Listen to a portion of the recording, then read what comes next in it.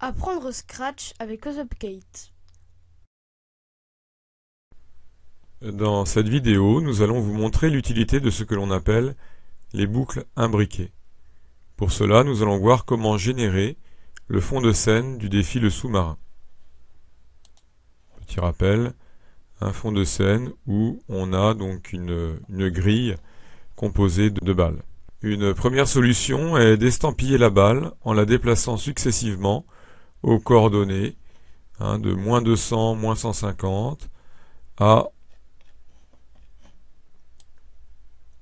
ici 200, 150 en énumérant toutes les possibilités donc de 50 pas en 50 pas. Donc si on exécute notre programme, on obtient bien le résultat souhaité.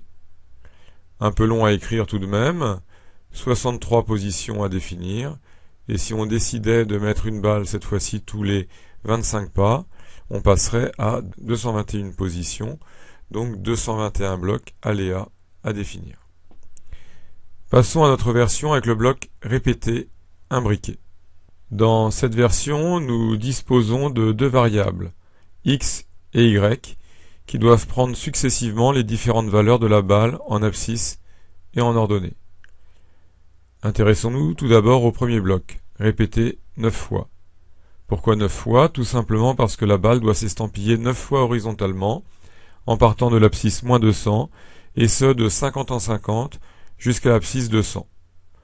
On peut voir que cette boucle permet bien de parcourir toutes ces valeurs.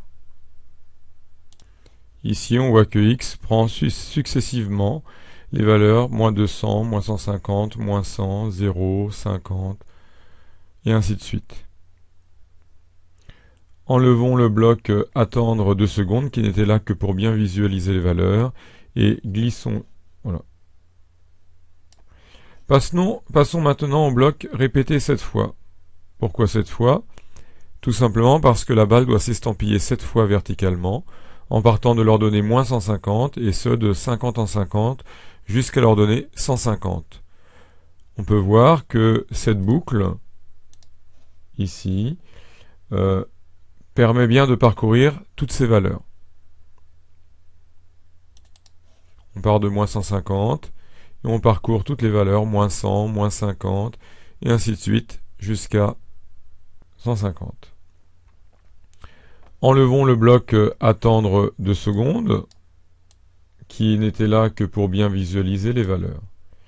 Pour terminer, voyons ce qui se passe si nous insérons la boucle du parcours des Y dans la boucle de parcours des X.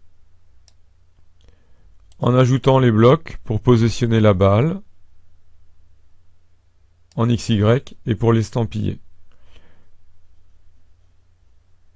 Attention aux blocs ajoutés qui sont toujours en fin de boucle. Nous voyons que cela fonctionne parfaitement et que pour chaque valeur de X, on parcourt bien toutes les valeurs possibles de Y.